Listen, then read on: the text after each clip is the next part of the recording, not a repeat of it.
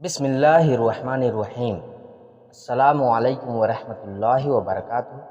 پیارے ناظرین، امید کرتا ہوں کہ آپ سب خیریت سے ہوں گے، اور آج اس ویڈیو میں بتایا جائے گا کہ حضور صلی اللہ علیہ وسلم کے ہجرت کا 10واں سال کیسے گزرا۔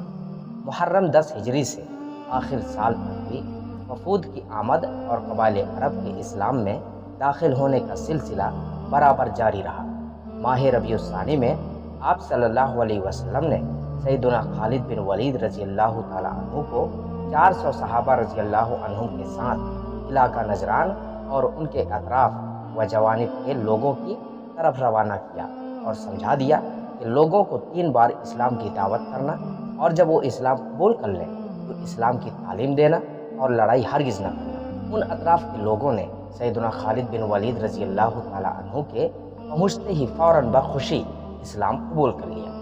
انہیں اسلام قبول کرنے والوں میں قبیلہ بنو حرز بن کعب بھی شامل تھا۔ آپ صلی اللہ علیہ وسلم نے سیدنا خالد رضی اللہ تعالیٰ عنہ اور دوسرے صحابہ کرام رضی اللہ عنہم کو واپس بلا لیا اور عمر بن خرسم کو اس طرف اسلام کی تعلیم کے لیے نقیب بنا کر بھیجا۔ ماہ رمضان 10 ہجری میں غسان کا وفد آیا، جس میں 3 آدمی تھے۔ ان لوگوں نے خدمت اقدس میں حاضر ہو کر بطیب خاطر اسلام قبول کیا اور اپنی قوم کی طرف لوٹ کر گئے، مگر ان کی قوم نے اسلام قبول نہ کیا۔ ماہ شوال 10 ہجری میں سلامان کا وفد 7 آدمیوں کا آیا، جس میں ان کا سردار حبیب بن عمر بھی تھا۔ یہ لوگ بھی مسلمان ہوئے اور ضروریات دین کی تعلیم سے فارغ و واقف ہو کر واپس گئے۔ ایک روز حبیب بن عمر نے رسول اللہ صلی اللہ علیہ وسلم سے دریافت کیا کہ افضل الاعمال کیا ہے؟ آپ صلی اللہ علیہ وسلم نے فرمایا کہ وقت پر نماز کا ادا کرنا۔ انہیں ایام میں ازد کا 10 آدمیوں کا وفد آیا۔ یہ سب بھی مشرف با اسلام ہوئے اور ان کی تبلیغ سے تمام قبیلہ نے اسلام قبول کیا۔ قبیلہ ازد اور قبیلہ جرش میں اسی قبول اسلام کی وجہ سے جنگ ہوئی۔ اہل جرش نے جنگ سے بیشتر اپنے 2 آدمی رسول اللہ صلی اللہ علیہ وسلم کے حالات دریافت کرنے کو مدینے بھیجے تھے۔ یہ دونوں رسول اللہ صلی اللہ علیہ وسلم کے پاس آئے تو آپ صلی اللہ علیہ وسلم نے ان سے کہا کہ اہل جرش اور اہل ازد میں جنگ ہوئی اور جرش نے شکست پائی۔ اسی روز جرش کو شکست ہوئی تھی۔ جب یہ دونوں آدمی واپس گئے اور یہ واقعہ بیان کیا تو تمام قبیلہ جرش مسلمان ہو گیا۔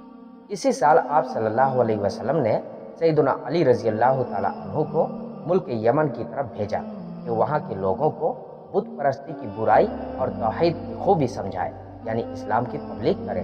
سیدنا علی رضی اللہ تعالیٰ عنہ کی تبلیغ کا یہ اثر ہوا کہ یمن کا مشہور قبیلہ ہمدان تمام مسلمان ہو گیا۔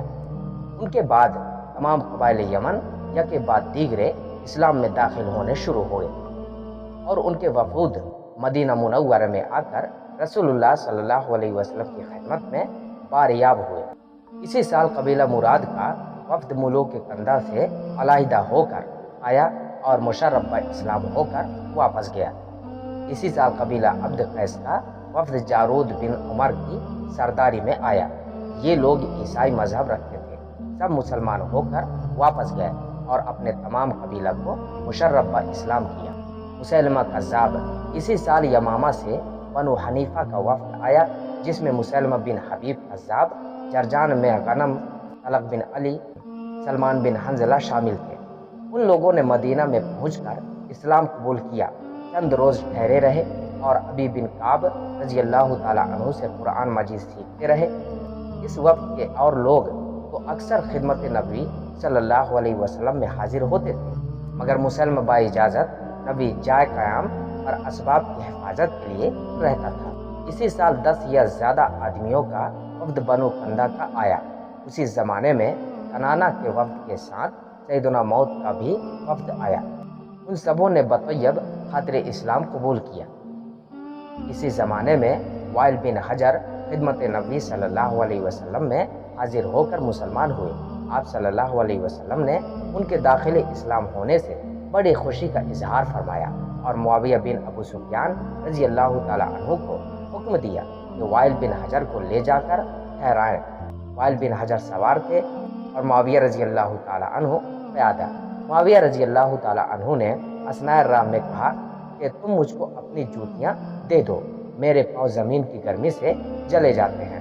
وائل نے کہا میں تم کو نہیں دوں گا کیونکہ میں ان کو پہن چکا ہوں۔ معاویہ رضی اللہ تعالیٰ عنہ نے کہا اچھا تم اپنے پیچھے مجھ کو بیٹھا لو۔ وائل نے جواب دیا کہ تم بادشاہوں کے ساتھ سواری پر نہیں بیٹھ سکتے۔ معاویہ رضی اللہ تعالیٰ عنہ نے کہا کہ میرے تو پاؤں جلے جاتے ہیں۔ وائل نے کہا تمہارے لیے کافی ہے کہ میرے ناقے کے سائے میں چلو۔ یہی وائل زمانہ خلافت معاویہ رضی اللہ تعالیٰ عنہ میں ان کے پاس وفد ہو کر گئے تو انہوں نے ان کی بڑی عزت کی تھی۔ اسی سال محارب کے 3 آدمیوں کا اور مظہر کے 15 آدمیوں کا وفد آیا۔ ان لوگوں نے قرآن پڑھا اور فرائض اسلام کی تعلیم سے واقف ہو کر اپنے قوم میں واپس گئے۔ تو پیارے ناظرین، حضور صلی اللہ علیہ وسلم کے ہجرت کے 10ویں سال یہ تمام واقعات پیش آئے۔ امید کرتا ہوں کہ یہ واقعہ آپ کو ضرور پسند آیا ہوگا۔ اب ملتے ہیں اگلی ویڈیو میں، تب تک کے لیے دعا کی درخواست کے ساتھ اللہ حافظ۔